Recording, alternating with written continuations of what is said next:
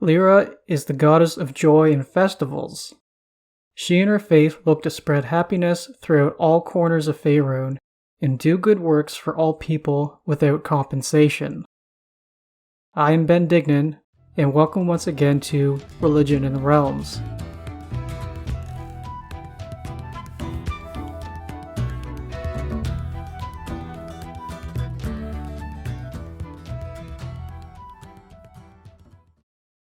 Titles.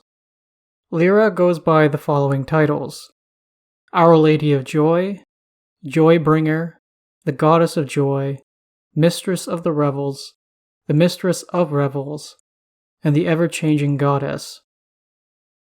Lliira has no known aliases. Portfolio and Domains.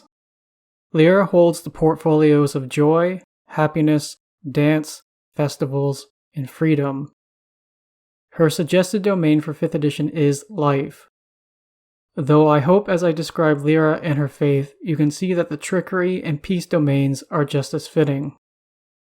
Appearance and Manifestations. Lliira is commonly depicted as a young human woman. She is dancing, laughing, and holds a carefree disposition. Her clothing and appearance seem to always shift, never remaining static. Her favored weapon is called Sparkle, and functions mechanically like a shuriken, at least in 3rd edition terms. The avatars of Lliira manifest first as a dizzying display of spinning bright lights and smoke hovering in the air. Bursting forth is a 9-foot-tall, young, laughing human woman with blue eyes and long golden hair. Though there have been instances where others have seen streaks of silver or other pastel colors through this golden hair. The avatar dances upon the air in a continuous joyful dance despite her surroundings. She wears a fitted bodysuit beneath thin robes that billow and move about with ease. Trailing behind the avatar is a wake of blinking lights. Given her strong disdain towards violence, the avatar will up and leave should any violence break out. Lliira has 3 known manifestations.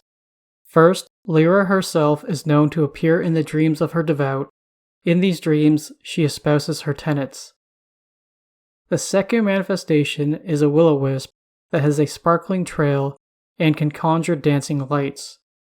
This manifestation often directs an individual, creates symbols or words in the air, or signals something that should be attended to.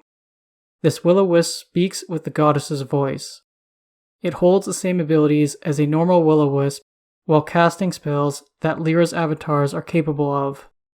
Much like Lliira herself, the wisp dances about and moves constantly, all the while emitting a joyful, wordless tune. The third manifestation is a dancing radiance that may spiral around a person or object. Such lights do not last long and are accompanied by happy laughter or cheerful, wordless singing. The radiance can transmit messages telepathically and emit one spell in its area to specific individuals.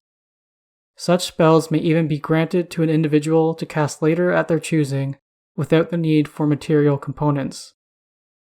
Lliira makes use of the following creatures to communicate her approval, disapproval, or aid her mortal followers: Aasimar in the 2nd edition sense, Coors, Einhariar, all one-time mortal jokesters, dancers, revelers, or party folk, Fears, Lilans, Malvonic Devas, Shires or Shears, I'm not sure on the pronunciation of that one, multicolored butterflies, robins, sparrows, bluebirds, kittens, puppies, pinto or piebald horses, and gold or white goats.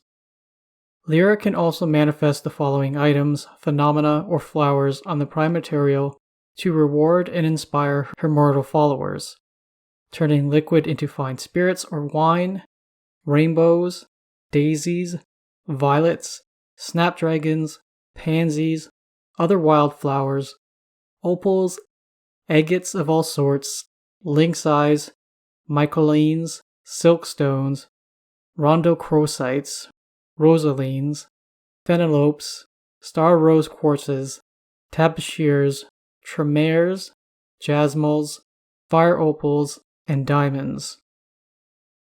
Abilities. In the 1st edition and early 2nd edition days of the realms, Lliira was regarded as a demi-power. Progressing later into 2nd edition, Lliira was recognized now as a lesser power.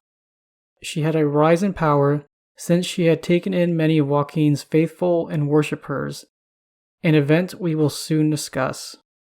Come 3rd edition, Joaquin had returned, but Lliira remained a lesser power nonetheless.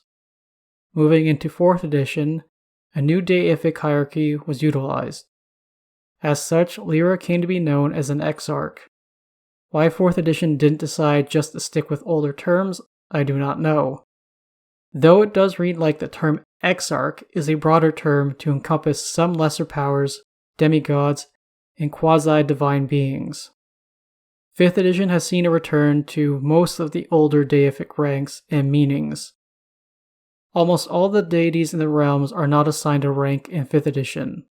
I feel quite confident saying that Lliira is a lesser deity, however. There is no official stat block across the editions for Lliira herself. Lliira has an avatar stat block in 2nd edition's Face and Avatars. In 2nd edition terms, Lliira's avatar has access to any spell sphere or school of magic.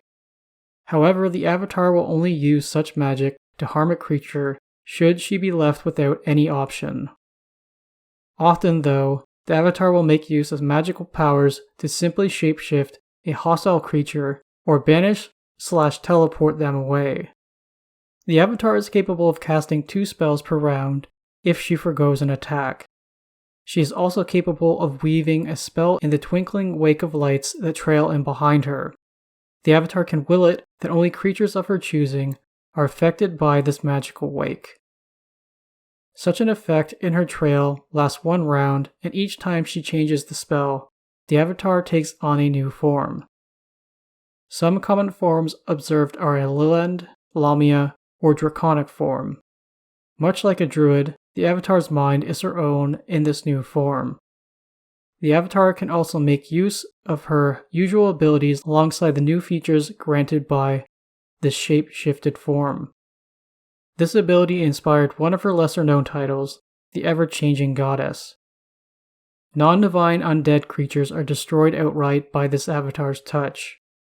The area in which the avatar dances and the trail that follows behind her is imbued with the magic of a freedom spell. Think of this spell as the reverse of the imprisonment spell. The avatar can change one liquid held in a man-made container or construction into another mundane liquid.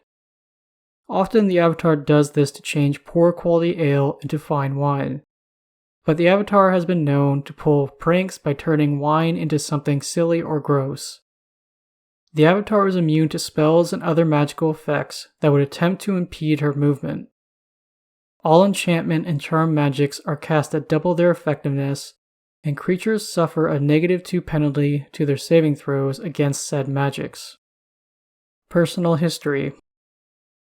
After falling down to the surface of Faerûn during the time of troubles in 1358 Dale Reckoning, Lliira and Joaquin coincidentally ran into one another. The 2 allies and friends traveled together. Joaquin, however, thought it best to return to her divine realm in the Outer Planes as soon as possible to reverse the Avatar crisis. The 2 goddesses knew of the celestial staircase that led back to the Outer Planes in Shadowdale. Unfortunately, Eo left Helm a god to guard the staircase to disallow passage from anyone. Joaquin and Lliira began their ascent, and not too long after, Helm encountered them both. Joaquin had planned to bribe Helm, but Helm proved unswayable. Joaquin had to think of another method to get past Eo's restrictions. Since this episode isn't about Joaquin, I will just quickly summarize her plan. Using a connection she had with another deity from outside the Forgotten Realms, she was then transported to the Outer Planes. The catch being to avoid Eo's restrictions, she had to give up her divinity. This divinity she passed on to Lliira, hopefully for the short term. Lliira promised Joaquin that she would look over Joaquin's portfolios and power until Joaquin was in a position to reclaim both. While down upon the surface of Toril during the time of troubles, Lliira had a romantic relationship with one of her high priestesses in the city of Selgon. Followers of Loviatar would go on to kill this priestess after the time of troubles. This deeply saddened the otherwise always joyful Lliira. A Lyran order known as the Scarlet Mummers would be formed to fight Loviatar's followers going forward. I will talk about them later. A false story arose following the time of troubles. It was claimed that Lliira was the one to kill Lliira, goddess of illusions at the time, because the two goddesses' names were too similar. I would not be surprised if this was concocted by Cyric's faithful in order to deflect any blame coming his way. Several years passed, and Joaquin had yet to return. So Lliira had to make the decision in 1365 Dale Reckoning to take Joaquin's faith and structure under her wing. A Lyran prophet made their way across the realms via teleportation magic. This prophet stood outside the gates of Joaquin's temples, proclaiming that Joaquin's fate hung in the air and that Lliira was acting regent of Joaquin's position. Joaquin's clergy were already in a bad state and overreacted and proclaimed Joaquin dead. Going forward, Lliira would preside over Joaquin's former portfolios and provide Joaquin's followers and clergy with spells. From there, these places of worship were efficiently absorbed into the Lyran faith. Lliira experienced a substantial growth in power. Still, several of Joaquin's followers went their own separate ways to be welcomed into other faiths. With the adoption of much of Joaquin's clergy, many Joaquin places of worship were rededicated to Lliira. With the influx of Joaquin clergy into the Lyran faith, there was an uptick in responsible action in mercantile endeavors. Slowly but surely, many of Joaquin's faithful would come to adopt the tenets of Lliira. Lliira was never comfortable watching over Joaquin's portfolios. The power that came with this new responsibility was undeniably tempting to just claim fully as her own. Of course, we know that Lliira would be true to her word. After Joaquin's escape and re-emergence in 1371 Dale Reckoning, what remained of Joaquin's clergy and her full power would be returned. Lliira, however, would retain her position as a lesser goddess compared to her former demi-goddess position. Up to the present-day realms, nothing of any real substance is mentioned about Lliira. Personality. From 1st edition to 3rd edition, and now in 5th edition, Lliira is known as a chaotic good goddess. In 4th edition, Lliira held an alignment of good. This is due to 4th edition's unique alignment system, different from previous and the current edition. Lliira seems uninvolved with what she views to be the mundane events of the multiverse, especially the events of the world. Lliira disdains violence in all its forms. Animosity and loathing are detested by Lliira. She is full of life, the very embodiment of happiness and freedom. She does not desire anything more than her station in the multiverse. Personal realms.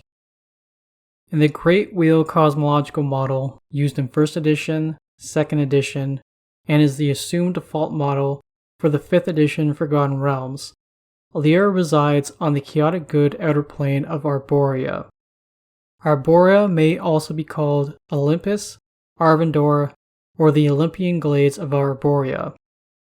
Lliira resides in the shared urban divine realm of Brightwater on the first layer of Arborea, known as Olympus or Arvandor. As you can see across the editions, this plane has had some name changes, which makes things muddled and confusing. As 5th edition calls this plane Arborea, that is the name I'm sticking to. Arborea fosters and enhances emotions. As such, a creature needs to watch their emotions, as this creature can have their emotions become uncontrollable. Nature here is just as wild and grand.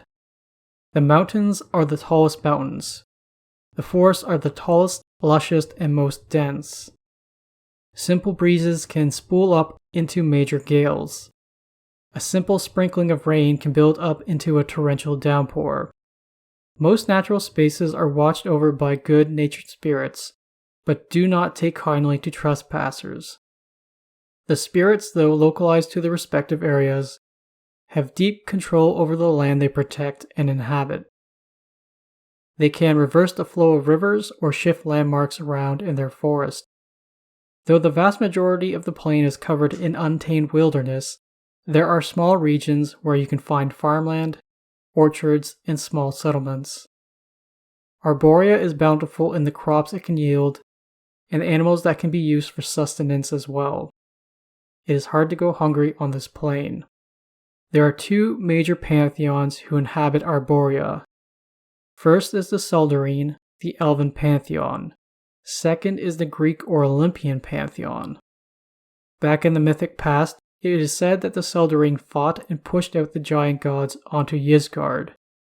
Later, the Olympians would do the same to their forefathers, the Titans, as the Titans were pushed down to the prison plane of Carceri.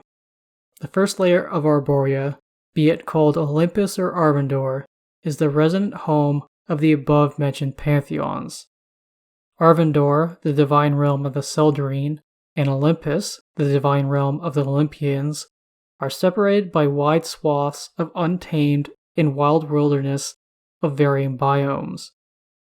This first layer has a slight convex shape. Arvindor and Olympus then occupy the two tallest ends of the layer. Brightwater is a shared realm between three goddesses, Suni, Tymora, and Lliira. It is a sprawling cityscape of beauty, excitement, and pleasure. A good amount of the beauty here is only surface deep, but the buzzing excitement is unescapable. This urban center stands out in stark contrast to the rest of Arborea. Despite Suni being the stronger power, Tymora is said to have been the power who came up with the initial idea to create Brightwater. The city is far enough away from Olympus so as to not bother the Olympians, but it is close enough that some of those who prefer what Brightwater has to offer can escape there. As of writings for Planescape in 2nd edition, Brightwater is said to only be 50 years old, which is damn near being brand new in the grand scope of the plains. Each of the three goddesses have their own respective quarters in the city. Lliira's quarter is called the Quarter of the Orange Lanterns. The Quarter of the Orange Lanterns is the second most popular and second largest quarter in Brightwater. Tymora's Quarter of the Great Wheel is the largest with larger crowds and population. Suni's Heartfire Quarter is smaller and far more private and quiet. During the day, the Orange Lanterns has a calm and happy atmosphere as creatures go about their day enjoying the sun. When the sun goes down, the atmosphere becomes one of raucous revelry. There is hearty drinking, music fills the air, creatures dancing all around, and it is best to guard your coin purse as pickpockets take advantage of these crowds. Coin flows freely to partake in all the joys of the Orange Lanterns. Visitors often leave exhausted but smiling for days. In the World Tree cosmological model used for 3rd edition Forgotten Realms, Lliira resides on the plane of Brightwater. This plane is presided over by Suni. Brightwater isn't an urban center as it is in the Great Wheel. Rather, it is an idyllic and comfortable realm of cottages and manors. The plane carries the same aura of excitement, good fun, and beauty. Lliira's realm in Brightwater is known as the Quarter of the Orange Lanterns. This realm is home to continuous celebration and festival. Its character is much the same as it is in the Great Wheel. Creatures who inhabit Brightwater include those angels in service to the 5 resident goddesses. Then there are also the Bakai. Bakai are celestial creatures who are known for their revels and hedonistic behaviors. They have some beast-like qualities that place them halfway between humanoid and satyr. The Bakai on Brightwater are less destructive than some of their counterparts, but by no means less jubilant. The petitioners of Brightwater exist on the cusp of normal humanity and unbridled bestial wants. These hedonists exist in a state of eternal revelry. Within the 4th edition World Access cosmological model, Lliira resides on the domain known as the Gates of the Moon. This is Selûne's domain. While I'm unsure why Selûne and Suni do not have their own separate domains in the World Axis, given that they are both greater deities, it is understandable that they would share a domain given their long-standing alliance. I also cannot see Selûne and Suni making us think about who is the true power in this domain either. The Gates of the Moon is a domain composed of floating islands above a silver sea. Here the moon hangs in the sky regardless of the time of day, appearing with the sun during the day. The moon cycles through its normal phases as it does on the material plane. Selûne's realm is a shining silver hall called Argentil. Around Argentil is Suni's realm called Brightwater. Much as it is on other planar cosmologies, Brightwater is the same raucous and romantic city. Suni's exarchs, Lliira and Sharess, reside in the Gates of the Moon with her as well. Allies and allegiances. Suni is Lliira's superior and ally, but Lliira's chief ally and best friend is MacLeod. Their portfolios and alignment match to form a jovial pair. Before the time of troubles, Joachim and Lliira were strong allies and friends. However, following this period, and Joachim's return to the Faerûnian Pantheon, their relationship has been strained. This stems from Joachim's loss of former followers who converted to Lliira's faith and did not return. Joachim was jealous of this development. Lliira and Selûne are great friends and cooperate well with one another. Lliira is also allied to Dogma, Dogma, Lathander, and Sharess in the Faerûnian Pantheon. Lliira has 3 allies outside of the Faerûnian Pantheon.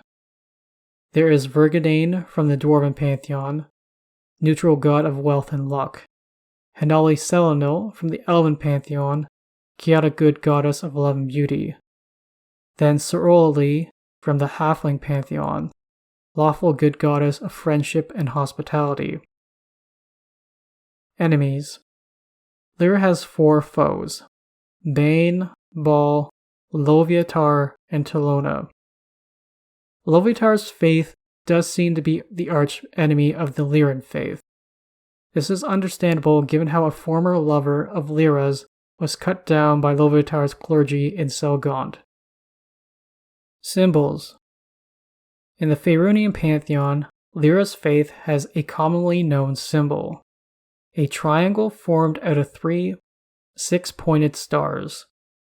The upper star is orange in color. The bottom left star is yellow, and the bottom right star is red. However, there are 2 lesser-known symbols. The first is an ancient symbol where the 3 stars are arranged in a diagonal line leading up to the left. The colored stars from top to bottom are orange, yellow, and red. The second is a special symbol seen most often on Lliiran altars or cast as an illusion on temple doors, a thick log on fire that may give off the scent of cinnamon or roasted meat. Central Dogma. From Faiths and Pantheons, a 3rd edition supplement. Quote, each day is another movement in the Elysian Rigadoon, the joyful dance of a life lived in rapture and without care or frustration. Seek joy always by working to bestow it upon others. Festivals are for all. Gather into celebrations the lost, the lonely, the exiled and outlaw, the shunned, and even your foes. Let folk follow their own desires, and never fail to follow your own. End quote. Presence of the Faith. Lliira's clerics tend to hold an alignment of chaotic good, chaotic neutral, or neutral good. Many of Lliira's worshippers include bards, dancers, entertainers, poets, and partygoers. Given Lliira's portfolios, it is unsurprising to hear that Llirans across the realms are known to be party animals. Negative opinions hold that Llirans are irresponsible hedonists and idiots. Bird pipes, which are also known as a sham, are names for panpipes in the realms. This instrument is sacred to Lliira and her faithful. Lliira's name is evoked commonly in praise during given celebrations. Back in 2020, someone asked Ed Greenwood on Twitter whether Lliira had a chosen prior to the time of troubles. Ed responded that a Shandathan woman by the name of Talala Hurlwind was Lliira's chosen at this time. She is described as a petite blonde, a master of balance, parkour, dance, weaving, and rope work. Talala traveled constantly to raise the spirits of those they came across, teach dancing, and assist in organizing revels and parties.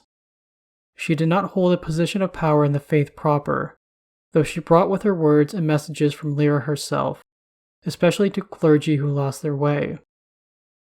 There is no mention whether Talala still lives on. I say this thinking about the long-lived chosen of Mistra, though Ed mentions earlier in this tweet that the chosen of Lliira have minor powers. I have to wonder then whether Talala has passed on to the outer planes to be with Lliira. The extent to which Lliira and her followers are embraced depends on the climate of a given region. Lands that are prosperous and calm welcome Llirans with open arms, and Lliran clergy and clerics are some of the most popular religious figures. Lands that are ruled by tyrannical leaders and have a dark cloud hanging over them often suppress and fight off the influence of the Lliran faith. The thing is, such bleak locales often draw Llirans in, since Llirans know these are the places who need Llira's influence most.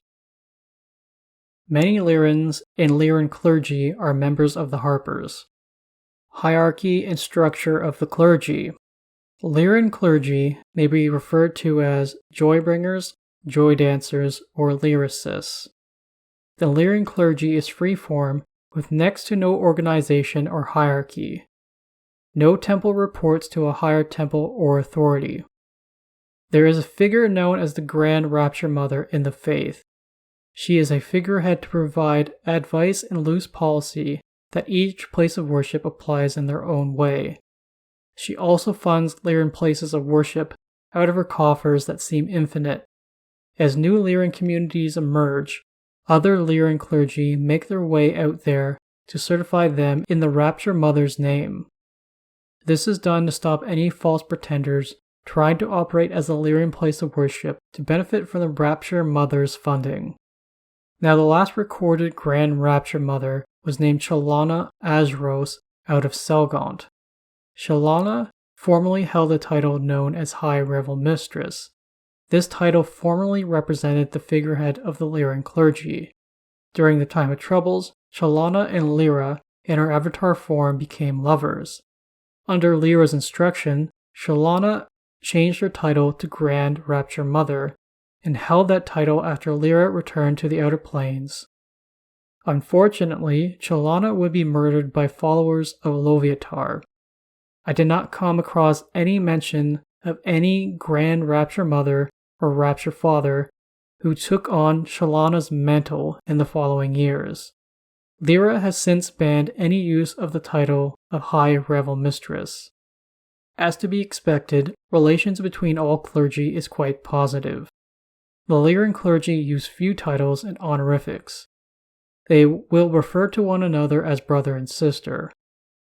All of the Lliran clergy regard themselves as the true.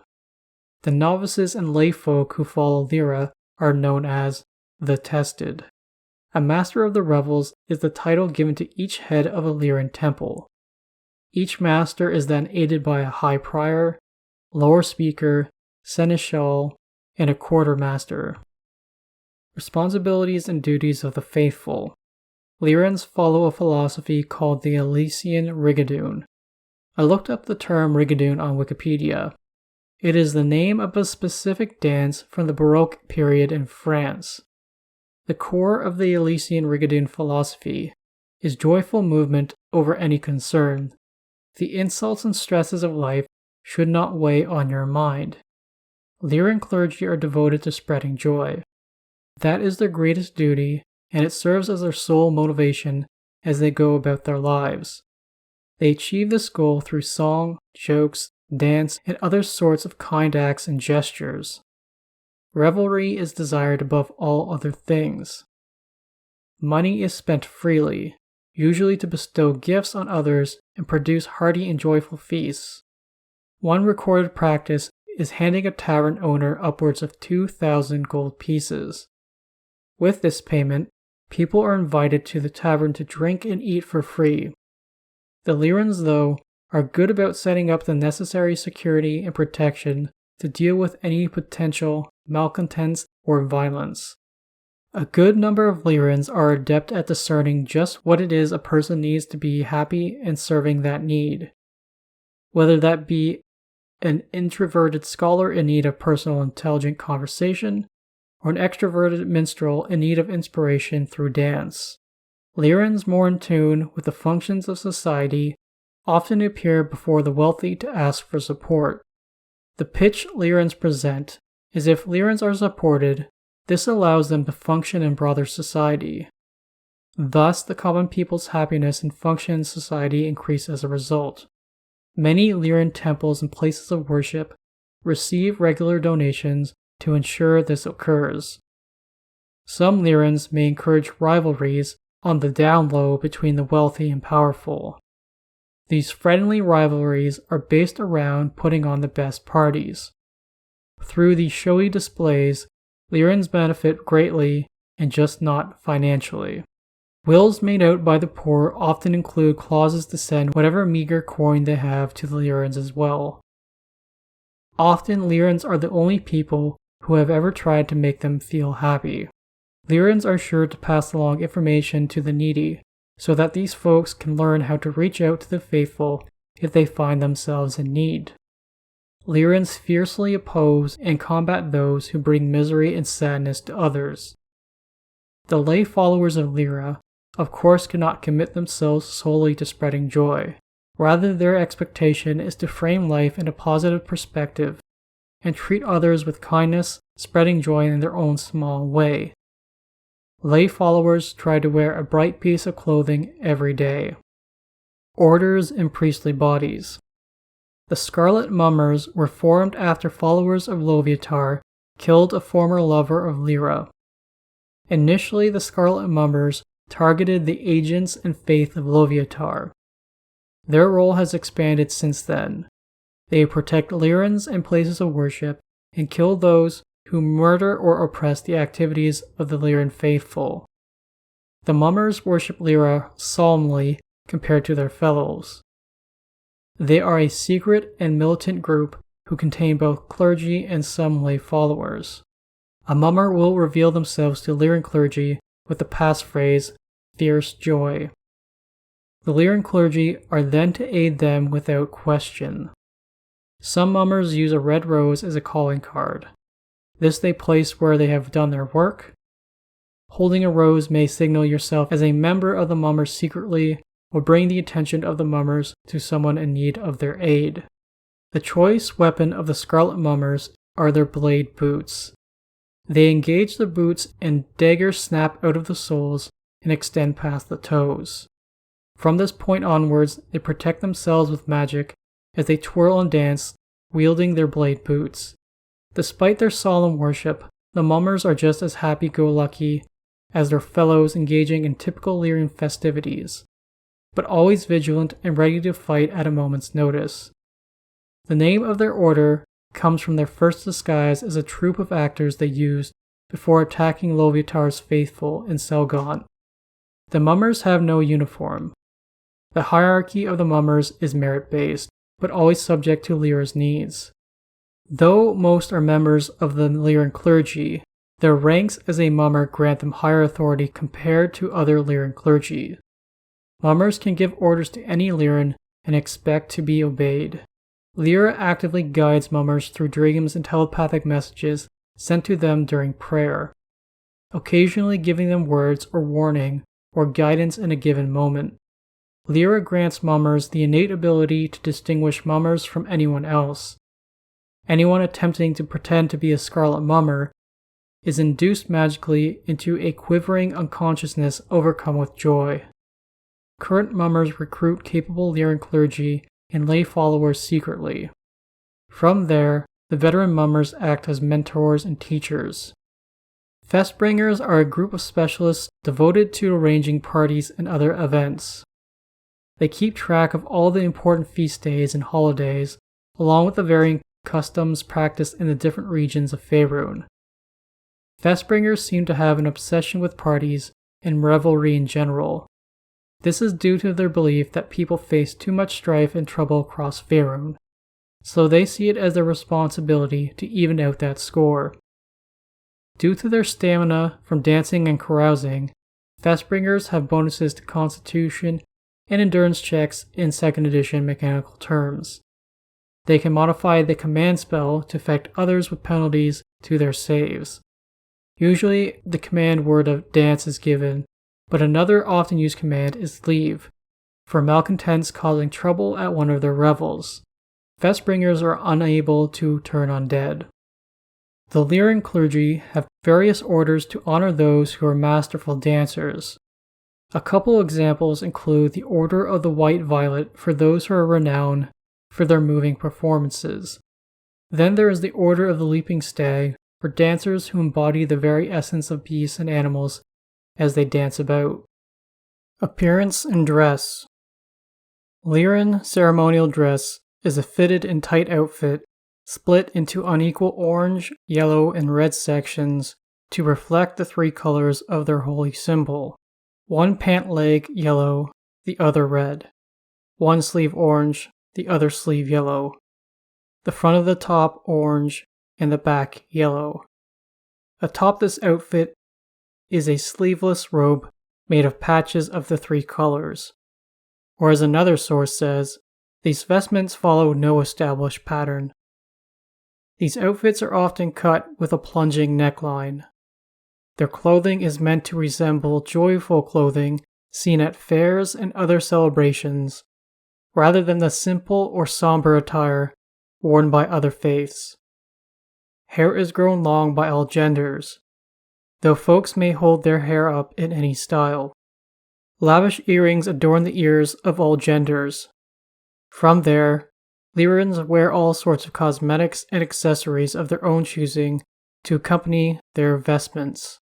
When adventuring, Lliirans attempt to find armor and clothing that display all 3 colors important to the Lliiran faith. If this cannot be accomplished, they will opt for a cloak that displays the 3 colors instead. Female Festbringers wear beautiful gowns, and males wear fine pants and tunics. These outfits always feature orange and yellow. I wonder if the writers in this instance overlooked that Lliirans also wear red as well. These outfits are made of luxurious, thin, and light fabrics. Festbringers refuse to outfit themselves with any weapon. All wear a silver bracelet, belt, anklet, or choker. This accessory features little silver bells that jingle as a Festbringer moves. Rituals. Lliirans pray and meditate on their spells at sunrise. This they do in their usual joyful manner. Dance is the primary method of prayer in the Lliiran faith. Because of this, most Lliirans have a dancer's physique. The holiest personal prayer takes place in a meadow, garden, or another beautiful setting. Here Lliirans dance alone, while they whisper or sing praise. A rainbow that appears during this type of prayer is seen as a powerful and positive omen. To the Lliirans, every holy day not tied to an evil entity is a cause for celebration. The arrival of an adventuring Lliiran is cause for celebration. It should be noted that Lliirans do not need much of a reason to celebrate in general. Certainly all the major holidays and local festivals are a time for Lliirans to religiously revel. Such events start with dancers and tumblers performing while songs to Lliira are sung and played. Next, a feast is put before the faithful. Depending on the day, certain events may follow. Speeches or solemn holy ritual, naughty comedians perform, flirtatious and romantic pursuits, or friendly contests between celebrants. Offerings of food and wealth are held up in the goddess's name. These offerings may then be burned, buried, or given to those of lesser means, or those unable to attend the activities. The holiest of celebrations always begin with the swords cast down ritual. 2 or more weapons are thrown to the ground and covered up with a large amount of freshly picked flowers, while Llirans chant. If flowers are unavailable due to the season, the clergy may hire a druid or mage to cast spells to allow them access to fresh flowers. Lay followers make offerings to Lliira, hoping the Joybringer will bless a coming gathering or party. Lliran weddings are filled with dancing. They are held on temple grounds where Lliran clergy ensure no weapons are brought to the celebration. Everyone is invited to wear the most fantastic and wild costumes. Central to the wedding celebration are the 12 dances. The Lliran clergy make use of spells to create a host of different effects, allow the dancers to fly in a specific spherical area, hear and be moved by music that manifests just in their mind, or create the joyous tunes of the various 12 dances. At the conclusion of the 12th dance, the music reaches its peak as the two being married ascend into the air above everyone else. While above, the Lliran clergy presiding over the celebration asks the couple if they wish to be married. Afterwards, the Joybringer will relay the newlyweds' response to the rest of the celebrants down on the ground. Through illusion and teleportation magic, the Lliran clergy will teleport the newlyweds to an arranged location, while the illusion of fireworks bursts forth where they once were. From there, the newlyweds are left to their privacy, while the rest of the celebrants are entertained with a music and light show put on by the Llirans. The Lliran clergy gift the newlyweds non-harmful potions. Often these might be potions of cat's grace, or healing potions of some sort. The Lliran rite of death is referred to as the Dance of Death. It is a bit macabre if you ask me. Llirans don't have crypts or graves. Rather, a corpse is taken to a secluded place in a Lliran temple, like a cellar or hidden away garden. There the Dance of Death spell is cast on the remains as the corpse animates and dances away until every joint eventually gives way and the corpse lies unmoving on the ground. The remains may be left to rot on, say, a garden, or the remains are taken to be cremated. Later in the year, dancing Llirans may then spread the ashes during revels and celebrations. Llira's Night once was a specific celebration held in Waterdeep on the 7th of Flame Rule. It has since spread in popularity throughout the Sword Coast region. This is a night-long celebration of dances and balls in the name of Lliira. The event to be at in Waterdeep is known as the Cynosure Ball, funded by the Lords of Waterdeep, local Llirans, and some Watertavian nobles. The fest halls are filled with hedonistic dancing and other activities. This holiday spread is believed to be inspired by the fireworks display held in Baldur's Gate. Now, night-long firework displays are a fixture of this holiday. Pink drinks ranging from non-alcoholic to nearly deadly intoxicating are purchased and drank in Llira's name. Specific to Waterdeep is the Grand Revel held on the 14th of Alturiac. Clergy of Sunni, Lliira, and Sharess lead this event. During this day, all sorts of dancing, cavorting, and the eating of sweets takes place. Large ring dances are a favorite on this day. At day's end, minstrels perform for families at the respective love feasts. Couples will often break off and slip away to exchange promises, often accompanied with rings or other gifts of affection blessed by clergy. General characteristics of places of worship. Lliran temples generate coin by allowing others to hold galas and parties on their grounds. Often this money is spent by Llirans in a flippant way. Money may be given away to revitalize a public space or hold a revel to cheer up some noble or local leader. The central room to any Lliran temple is one reserved for large parties, be it a ballroom or party room. Attached to the central chamber are conference rooms, bars, chat rooms, and nap rooms. Nap rooms are reserved for those who are far too drunk. Upper floors of Lliiran temples are reserved for the personal quarters of the clergy. Temples are beautiful and opulent. Common features decorating such places include crystal chandeliers, patterned stone floors, velvet draperies, gilt mirrors, and oak bars that are stocked full. Specific locations of worship. In the Faith's ward of Callanport is a temple complex called the Auran Sal Da. The larger of the two buildings is a temple to Joaquin that has stood for 300 years. Attached to it is a temple to Lliira, built after the time of troubles, when Lliira came to preside over Joaquin's faith. The clergies at both temples were in good standing during the Second Edition era when this temple complex is described. The Golden Maidens, as of its description in Second Edition, is a fest hall in Callanport that is over 400 years old. It is said that at one time during the midwinter revels, the avatars of Sharess, Hanali Selanil, Suni, and Lliira all visited this fest hall. The book this is described in does not specify when this was. I have to assume this followed after the time of troubles. I say this because Sharess would not have accompanied these goddesses otherwise, given her alliance with Shar prior to the time of troubles. After their visit, the name of the fest hall was changed. No faith of these four goddesses has ever backed up this story, but this has done nothing to diminish this fest hall's popularity. This next location is taken from a Second Edition source. I do not know what state it may presently exist in, the Forgotten Realms. In the Adventurers' Quarter of Waterdeep can be found a Temple of Good Cheer. This temple is dedicated to both Lliira and MacLeod. The temple is really just the upper floor of a 3-storied row house that has had its rooms converted to house the temple proper, a dance room, and a music class. You can identify the temple out on the street by the plaque displaying Lliira and MacLeod's respective symbols. This temple is run by a married couple, the wife a clergy member of Lliira, and the husband a clergy member of MacLeod. The Palace of Holy Festivals is found in Salgaunt. The first Grand Rapture Mother, Shalana Ajros, operated out of this temple following the time of troubles. This temple was described as the philosophical hub for Lliira's faithful.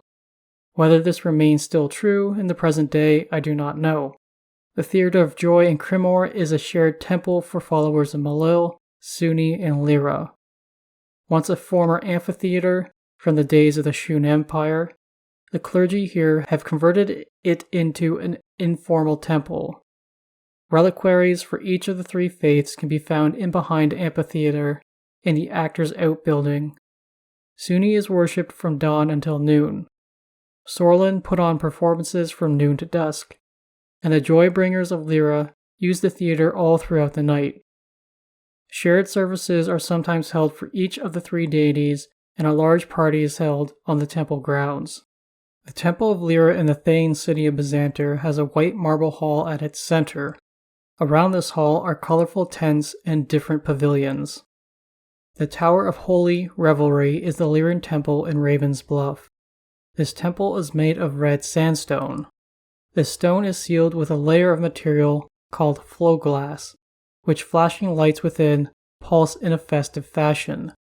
4 spires angle up at the cardinal directions. The spires have a crystal dome at their tops. Bowers of plants sweep around the temple. Beneath the bowers are several benches where people can rest and view the many sculptures of gesturing creatures. The dancing place is a place of pilgrimage, not just for Lliirans, but a host of deities who appeared when the Harpers were founded for a second time in this glade in the Highdale.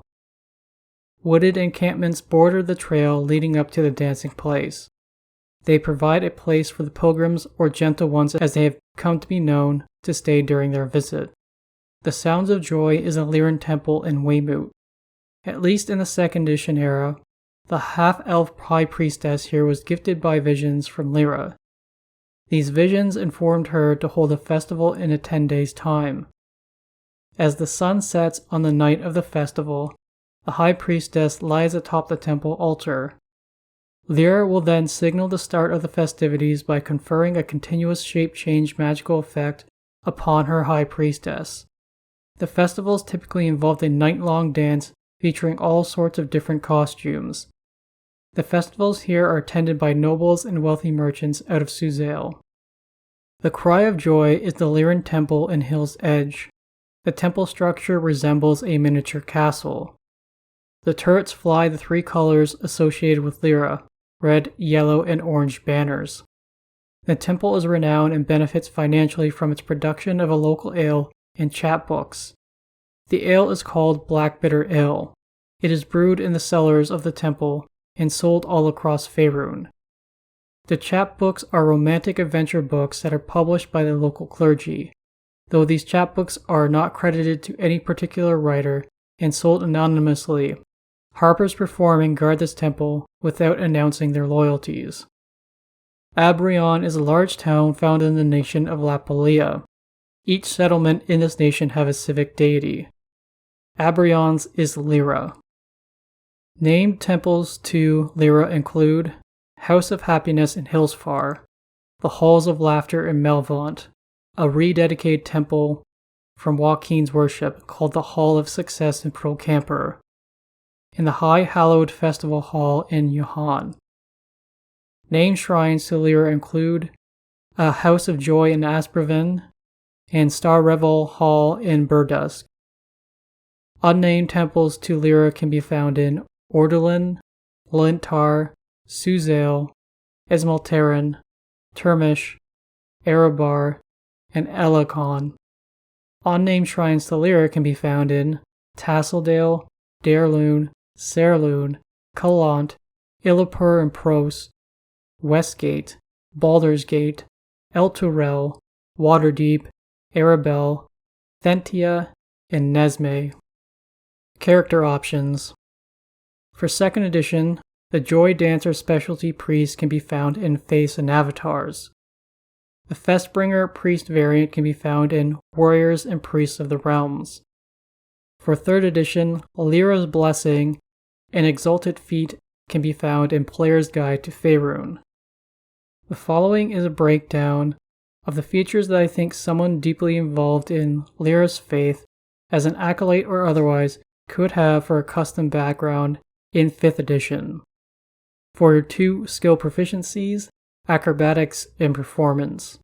For your language or tool proficiencies, 2 of the following: brewer supplies, disguise kit, or 1 musical instrument.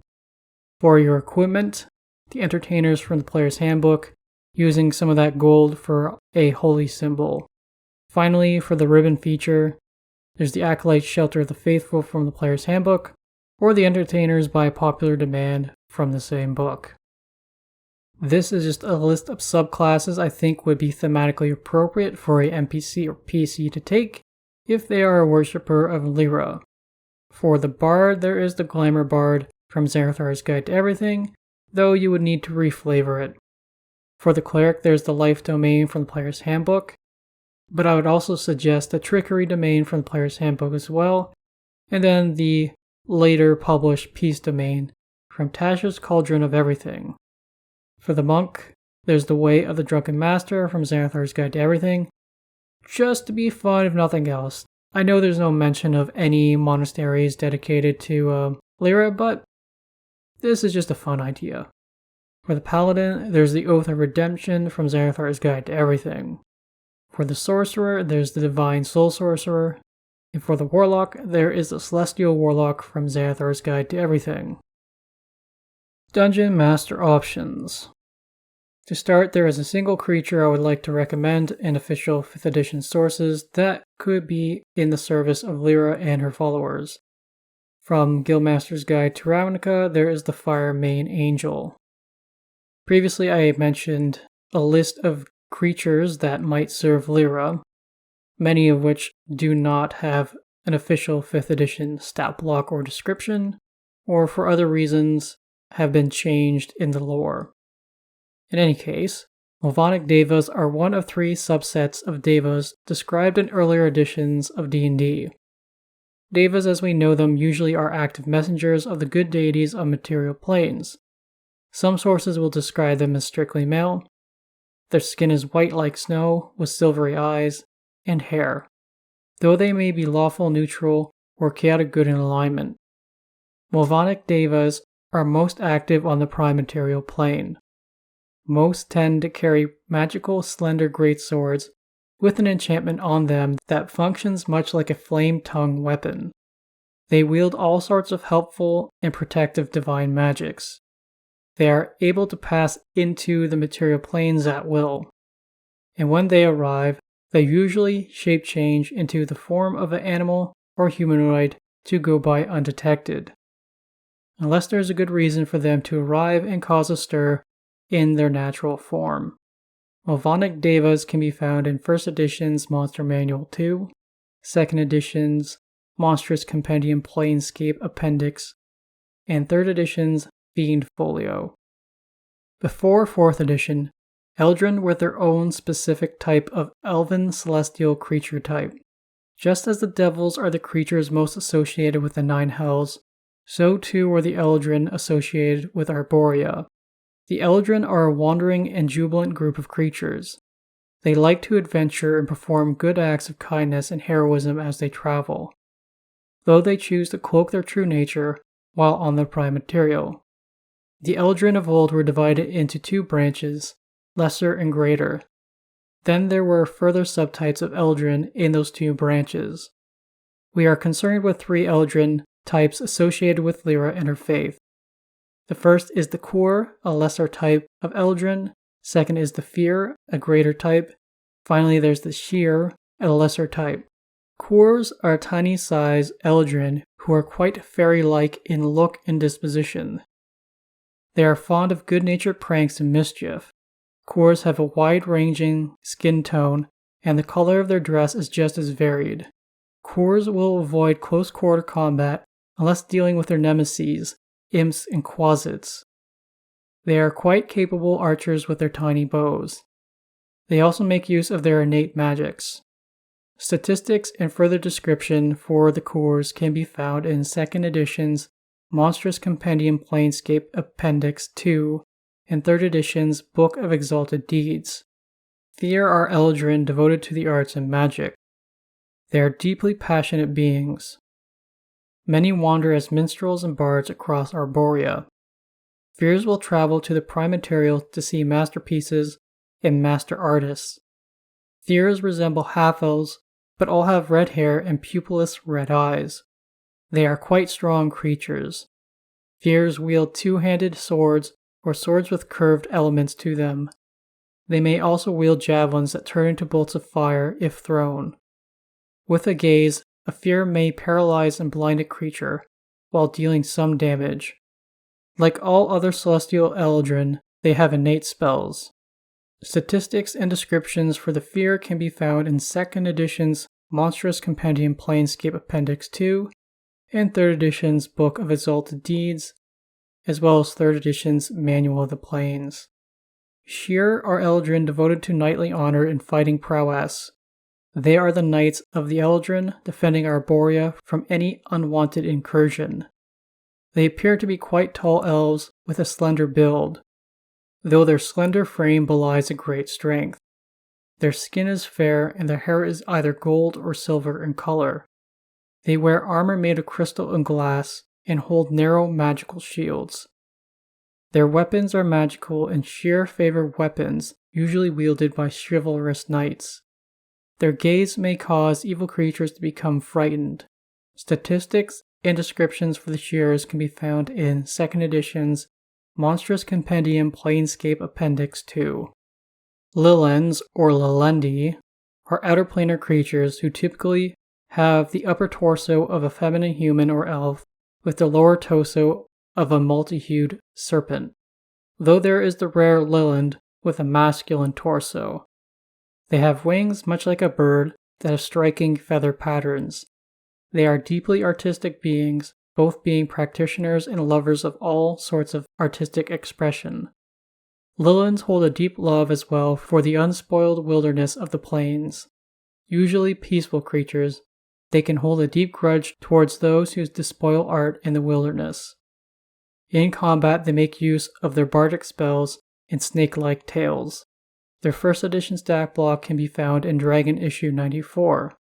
The second edition stat block for the Lilin can be found in Monstrous Compendium Annual Volume 3 and Planescape's Planes of Chaos.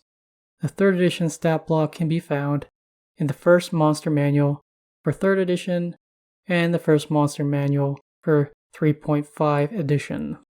To round out the creatures, here is a small list of creatures that can serve as NPCs in Lliira's Clergy. From the Monster Manual, there's the Acolyte and Priest. From Tomb of Annihilation, there's the Tabaxi Minstrel. Then from Volo's Guide to Monsters, as well as Monsters of the Multiverse, there's the Bard. Next, let's talk about some magic items. Lliira's Pendant is a magic item held by an adventurer named Rachel Aaron during the 2nd edition era of the Realms. It is a plain-looking brass pendant made to resemble Lliira herself. Rachel was given it by a spectral dancer, who she believes to be Lliira. It grants a +1 bonus to AC, detects lies by growing warm when someone speaks true, and becomes cold if someone speaks false. Then this pendant always sparkles despite a lack of light when prayers are made to Lliira. This magic item can be found in the 2nd edition City of Splendor's product. Joyous Star Songs are items holy to both Lliira and Malil. They are scrolls made of hammered silver and stamped with Malil and Lliira's holy symbols. Also stamped into the scroll is notation and lyrics for an inspiring song. This scroll allows bards to use a feature of theirs an extra time in the 3rd edition game and receive a sizable bonus to their perform check when using that feature. This item can be found in 3rd edition's Magic of Faerûn. Here are some thematically appropriate magic items from official 5th edition sources a field the Lliiran faith may have access to. From the Dungeon Master's Guide, the various Bag of Tricks, Boots of Striding and Springing, Dancing Sword, Glamoured Studded Leather, the various instruments of the Bard, the Agility Ioun Stone, Manual of Quickness of Action, Necklace of Prayer Beads, Potion of Speed, Potion of Vitality, Ring of Free Action, Ring of Jumping, Staff of Charming, Tome of Leadership and Influence, and Wing Boots. From Hoard of the Dragon Queen, there's the Tankard of Plenty, though I would reflavor it to not be as dwarven. From Tasha's Cauldron of Everything, +1 to +3 Amulet of the Devout, Masquerade Tattoo, and the Reveler's Concertina. From Wild by the Witchlight, there's the Pixie Dust. Finally, from Xanathar's Guide to Everything, the Cloak of Billowing, Cloak of Many Fashions, and Instrument of Illusions. Thank you for listening to Religion in the Realms. These episodes are uploaded to YouTube. The YouTube's channel can be found under Religion in the Realms. Audio versions of the podcast can be found on iTunes, Spotify, Stitcher, and Google Play Podcasts. If you wish to get in touch with me, you can send an email to realmsreligion@gmail.com, all in lowercase. For now, the podcast is still on Twitter @realmsreligion, but I have added an account over on Mastodon @realmsreligion@dice.camp. In the next episode, I will begin to cover the last remaining 8 deities who exist outside a specific collective. First on that list is Kelemvor, the lawful neutral Lord of the Dead and Death. Until next time, may Tymora look kindly upon your dice rolls, Helm protect you, and Lathander light your path.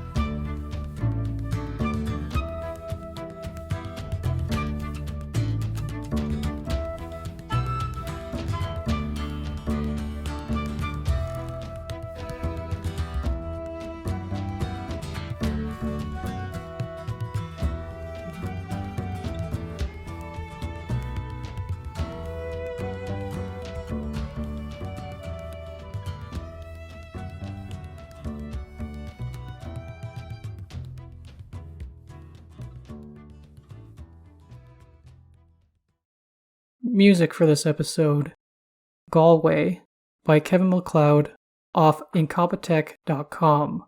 Licensed under Creative Commons by Attribution 3.0.